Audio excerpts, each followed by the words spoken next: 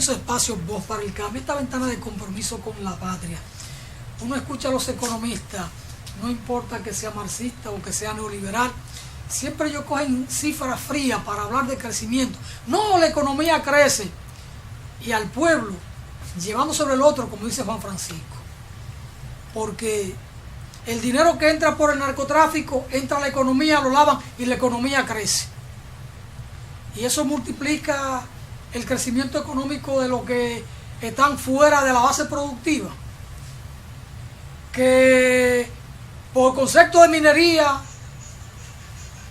hubo 300 millones de dólares, pero entran al Estado Dominicano.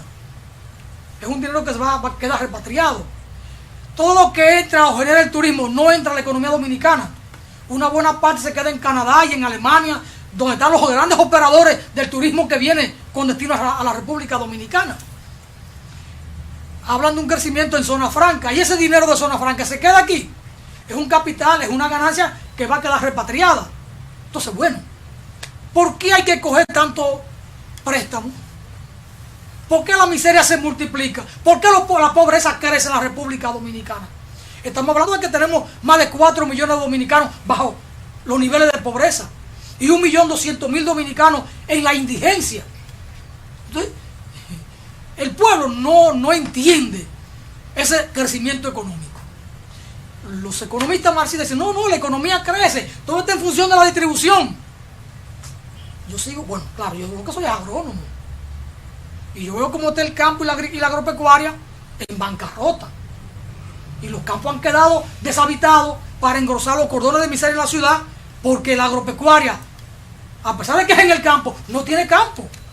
Pero bueno, son de las cosas de este país de Dios y de los científicos del área de la economía y de los números. Don Juan Francisco, ¿con qué seguimos? Bueno, yo quiero que clarifiquemos algo. ¿Habrá antecedentes en la República Dominicana de un irrespeto tan marcado al manejo de la administración pública en lo que tiene que ver al gasto?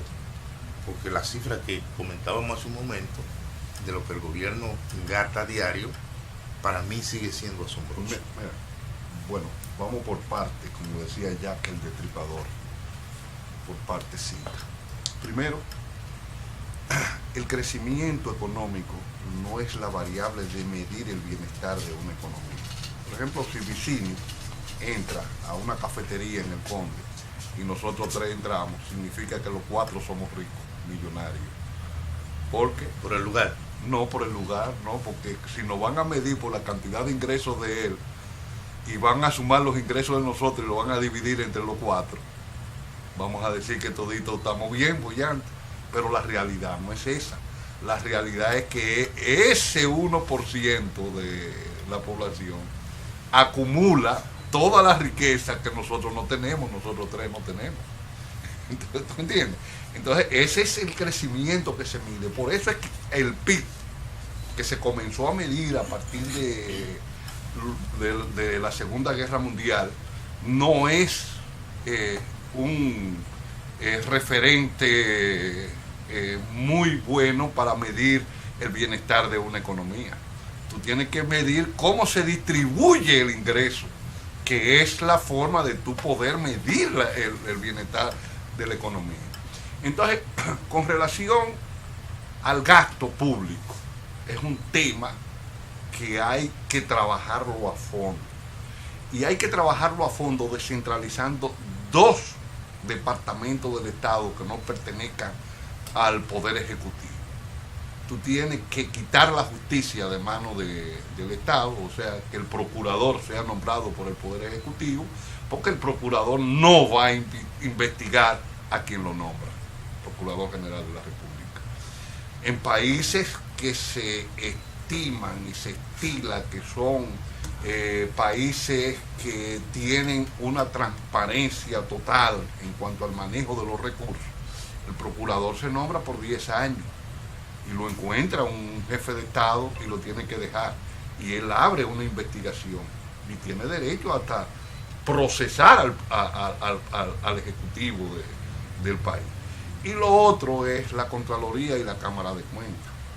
La Contraloría no puede estar en manos del Poder Ejecutivo, de nombrar el Poder Ejecutivo el Contralor, porque él me va a fiscalizar a mí. Y si me va a fiscalizar, no puede estar en manos de él, y ahora mismo la Contraloría está en manos de un familiar de la primera dama, o esposo de una hermana o de la primera dama. Entonces, ¿cómo el presidente de la Cámara de Cuentas va a fiscalizar al presidente de la República cuando él es parte o familiar, tiene lazos consanguíneos que lo unen a la primera dama? Y también cómo el Contralor que es nombrado por el Poder Ejecutivo va a fiscalizarlo. Entonces, esas son cosas que hay. Hay que controlar el gasto público, porque la República Dominicana no puede ir a un gasto público desenfrenado. En el año 1992 se hizo una reforma neoliberal por decreto de Balaguer, donde se incrementaron el ITEVI, cosas que Balaguer, cuando estaba en la oposición, criticaba mucho, para corregir supuestamente los financiamientos que le hacía el Estado al CEA, a la CDE y a una serie de instituciones y a los molinos dominicanos. Bueno, se hicieron esas reformas, se llegó los primeros años a reducir las deudas de 4.000 y pico millones de dólares a 3.600 millones en el 2000, pero a partir de ahí comenzó a crecer la deuda. Y ha comenzado a crecer hasta llegar a alrededor de 40.000 millones hoy de dólares, la deuda interna y la deuda externa de la República Dominicana. ¿Y por qué? Por un mal manejo del gasto público de parte del gobierno. Aquí cualquier megadiva tiene una botella, o la han estado publicando, como encargada de negocio de la embajada tal, pero nunca se ha presentado a esa embajada, cobra 5.000 y 10.000 dólares puesto aquí en República Dominicana. Veo que pero hay muchos artistas también. También con 50.000, 100.000, 200.000. Pero entonces, de lo más famoso. Claro, entonces tú tienes un gasto alegre de parte del Estado. Entonces tú puedes decir sí, esa gente que está recibiendo $500,000, $1 millón y pico de pesos mensualmente, sí puede crecer, puede comprar un piso de apartamento, puede hacer torres, y eso que también han sobrevaluado empresas, el gasto público, como sucedió con la carretera proyecto, como sucedió con la carretera que va de aquí de Jarabacoa, que hizo la Odebrecht, que se fue cotizada primero por una cantidad de millones y terminó costando más de 20 o 30 veces lo que se había cotizado esa carretera, que la tomó Odebrecht, y por el método de escalamiento de costos llegó a eso. Cosa que va a pasar también con Punta Catalina. Punta Catalina fue cotizada por 900 y pico de millones de dólares por la CGG de China, y se le dieron a Odebrecht en una supuesta licitación donde nadie más pudo haber participado, y Odebrecht, que no fabrica plantas, sino que tuvo que contratar a Tenimon, terminó por 2.000 y pico de millones de dólares, y eso todavía sigue incrementándose, y van a los tribunales internacionales, y va a terminar Odebrecht porque con ganancia de causa, porque ese proyecto fue hecho con escalamiento de costos. ¿Qué es lo que quiere decir escalamiento de costos en economía? Quiere decir que tú puedes comenzar con una obra con un precio, pero al terminar tú tienes que ir sumándole los costos que se van agregando, y tú terminas con otro costo. Y así han sido casi todas las obras de Odebrecht y de una serie de contratistas del Estado, otras que se han pagado, las construcciones de carreteras y otras de escuelas que no tienen las calidades adecuadas.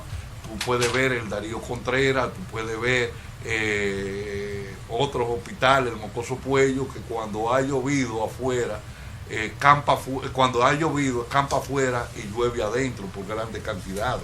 Entonces, son cosas que se han venido dando por la sobrevaluación de las obras, que le permite una gran cantidad, acumular una gran cantidad de riqueza, que tú lo puedes ver, gente que andaban anteriormente descalza y hoy andan con yates y con aviones y todas las cosas, que han acumulado riqueza no muy santa en la vida. Pero usted está contando una realidad muy cruel a la nación, porque ha dicho verdades ahí que por el momento no es posible superar, porque en lo que respecta a la Cámara de Cuentas y al Ministerio Público, que son órganos concebidos en la Constitución de la República para dejar que sea elegido en la forma que ocurre en el presente, habría que cambiar la Constitución. Y la situación política actual indica que la desgracia que estamos padeciendo va para largo. Bueno, yo digo que solamente el pueblo salva al pueblo. Y por eso es que yo llamo a todos los partidos de avanzada del país a que unamos esfuerzos y construyamos con el pueblo una propuesta que permita sacar al país hacia adelante. Y esa propuesta tiene que ver con el gasto público, con la fiscalización del gasto público, y tiene que ver cómo se van a invertir los recursos del Estado. Yo creo que tú no puedes tener una nómina superabundante del Estado, de gente que cobran sin trabajar, y que tú tienes que dirigir esos recursos a mejorar la calidad de la inversión. Tú tienes que buscar semillas mejoradas para mejorar la calidad de la producción agrícola. Tú tienes que transformar los productos agrícolas. Tú vas a producir banano, ahora mismo el banano de la línea noroeste no tiene mercado, pero tú pudieras hacer harina de banano, tú pudieras hacer el puré de guineo. Es lamentable que la Grenada Company, la United Fruit Company, en la década de los 50 produjera el puré del guineo y exportara el puré de guineo, y que hoy en la República Dominicana no se pueda producir el puré de guineo, porque esa infraestructura que dejó la Grenada se perdió, y se perdió porque habían intereses oscuros que no le interesaba que ese proyecto avanzara, cuando después que la Grenada, que surge el furgón refrigerado en la década de los 60, y que se produce el mar de Panamá y la cigatoga y tiene que ir, que surge Dole y todas estas cosas, dejara esa infraestructura, y que los administradores del proyecto La Cruz de Manzanillo le entregaran como chatarra esa infraestructura que había para procesar el banano, porque se tenía miedo que se pudiera producir tomate, y que es el mismo método, y se produjera salsa de tomate por el gobierno dominicano, y que iba a afectar a una productora de salsa de tomate que estaba depositada en Navarrete, y que eso se chatarreara y no se utilizara para bien de los dominicanos. Pero, Olivo, parecería que la República Dominicana, con el cuadro que estamos analizando, está destinada al colapso, porque si lo poco o mucho que se produce está mal manejado, es decir, el dinero se utiliza, vamos a decir, básicamente para promocionar la persona del presidente de la República, Danilo Medina. Se utiliza una gran cantidad de dinero para promocionar eso. ¿Cuánto tú crees que le costó eso? Le pagaron a Andy para ese artículo. ¿Y cuánto cuesta ese artículo publicarlo periódicamente en todos los periódicos? Bueno, eso cuesta un dinero. Pero entonces yo lo que veo es que en el análisis suyo me indica que ha habido una desatención a la agropecuaria nacional. Ha habido una desatención al sector productivo en general, no solamente el agropecuario. Y por eso es que nosotros, cuando tú analizas los 10 años de la economía dominicana, por cada dólar que exportamos, nosotros importamos $3.42. O sea, precisamente porque el sector productivo no es competitivo. Y el déficit, es verdad que se reduce un poco debido en cuenta corriente, debido a la posición positiva que tienen las remesas de los dominicanos. Valga la paradoja, que fue de 5.000 y pico millones de dólares el año pasado, que son dominicanos que expulsó la economía, porque por los bajos salarios o por la falta de empleo que tuvieran estas personas, lo lleva hacia otro destino y ellos remesan, y eso permite una estabilidad. Comienza hace 10 años en 3.000 y pico millones, sube un 60 y pico por ciento, llegando a 5.000 y pico millones.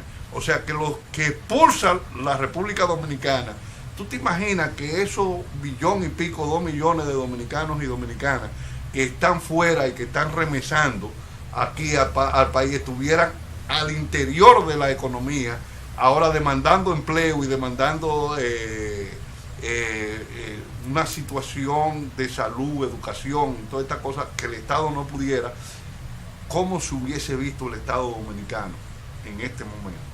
Y es un dinero que le llega fresco al país y que no se repatria los beneficios, porque tú tienes que, ¿verdad?, la zona franca ha jugado un rol, y tú tienes que el turismo también ha jugado un rol. Pero si tú lees el informe del Banco Mundial sobre el problema de la zona franca en la República Dominicana, te darás cuenta que la zona franca lo que te generan en gran medida es empleo de baja calidad, o sea, de bajo salario, y no está vinculado al sector productivo nacional. Por lo tanto, lo que te genera en gran medida es una gran cantidad de recursos en sueldos y salarios que en su gran mayoría están por debajo de los 20.000 pesos. Pero entonces tú tienes el turismo también por el otro lado. ¿Cuál es el turismo que nosotros hemos desarrollado? Grandemente hemos desarrollado el turismo todo incluido de sol y playa, donde la gente viene con un paquete que se queda de por allá y no se vincula, porque el turista va a consumir desde el refresco que se bebe hasta el trago en el mismo hotel, y es muy poco lo que deja fuera, o sea, no sale a consumir. Sin embargo, no hemos dejado de lado el turismo, el ecoturismo, que aunque es un turismo mucho más barato, vincula más al turista con el área donde se desenvuelve, porque el turismo ecológico, por ejemplo, va a Loma de Cabrera o va para decir a Santiago Rodríguez, pueblo de nuestra línea noroeste, porque nosotros más que montecristeños, dajaboneros, que somos linieros, sí, porque los linieros nos calificamos por eso. Entonces tú ahí te vas a hospedar en la casa de una persona o en una cabaña, pero tú vas a comer del café tostado en pilón, o te vas a tomar el café tostado en pilón, o te vas a comer el sancocho preparado por una dama que se prepara eso para eso, y entonces tú vas a dejar una cantidad de recursos ahí que se va a ver y va a dinamizar la economía. Pero ese modelo tiene su problema. Hoy tenemos en el todo incluido que el principal productor de divisa o de turismo de todo incluido es la parte este del país, donde más del 56% de los turistas que arriban llegan ahí a Punta Cana, Bávaro, por ese aeropuerto. Entonces tú tienes la Salga del Sargazo, que uno dice que por el cambio climático se está moviendo hacia nuestro territorio, y otro que por otros problemas que no se saben, dice, pero hay muchos que plantean que por el cambio climático, y estas algas que generan un olor fétido y que destruyen también la playa y el ecosistema, porque matan toda la vida que hay en la fauna marina, y destruyen también los corales, los bancos coralinos, lo cual destruye la playa. Entonces esto es una situación que nosotros tenemos que darle respuesta y buscar. Entonces hay que ver, la economía no está generando la divisa que necesita generar, porque se queda demostrado ahí, no está generando la divisa. Cada día tenemos que coger más dinero prestado para pagar el dinero que cogemos. Eso es como cuando tú coges un dinero para tú comprar Entonces, un carro y una nosotros casa y tú no tienes que seguir cogiendo no dinero. producimos lo que gastamos. No estamos produciendo lo que Bueno, pero gastamos. entonces, una realidad que no se puede omitir. Ya estamos de acuerdo que la economía no está funcionando bien. El presidente del Colegio Médico Dominicano hace poco dijo que la sector salud colapsó. La educación, cada vez que nos enfrentamos a un concurso internacional, fracasamos. La seguridad social no puede ser peor en la República Dominicana. El transporte. El transporte, la vivienda, los cañeros. Entonces, no entiendo el trabajo que ha hecho el reputado economista tratando de convencernos de que el país va para adelante. Yo quisiera tener otra versión, Bueno, pero la realidad tú nos puedes- da en la cara. tú coges el histórico. Tú coges el histórico. Andy y Jaime Aristi Escudero, decirlo con nombre y apellido, desde que comenzaron su programa por televisión, atacan los gobiernos. Y Hasta que no lo llaman. Y después lo llaman y salen siendo funcionarios o defensores de esos gobiernos. Vamos a una brevísima pausa. Andy y Escuder atacan los gobiernos hasta que no lo llaman. No se muevan, ¿eh?